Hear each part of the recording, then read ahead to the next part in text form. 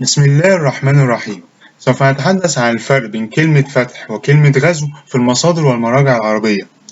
كلمة فتح تعني فتح بلد غير مسلم ومصالحة أهلها واستردادها بعد أن سيطر عليها بلدا أخرى، فيجوز أن نقول الفتح الإسلامي على مصر حيث كان يحكمها البيزنطيون ويسكنها مسيح مصر، وقد قام المسلمون آنذاك بمصالحة المسيحيون بمقتضى معاهدة حصن بابليون، كما رحب المسيحيون بالمسلمون للتخلص من الظلم البيزنطي.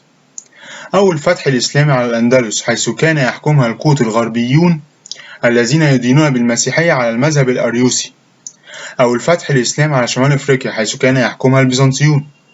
أو الفتح الإسلامي على العراق وفارس حيث كان يحكمها الأسرة الساسانية الفارسية الذين يدينون بالزرادشتية أو المجوسية.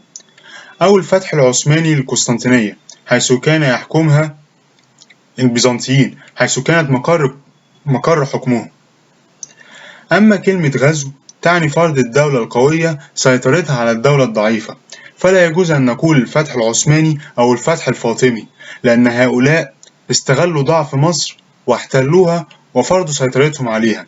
فالفتح العثماني فرض سياسة التتريك وعاداته وتقاليده على الولايات الشرقية التي استولى عليها.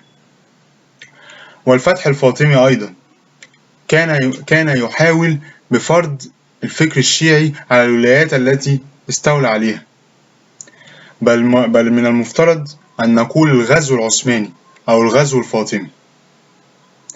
وإلى اللقاء في الموضوع القادم إن شاء الله تعالى، وشكرا على حسن استماعكم.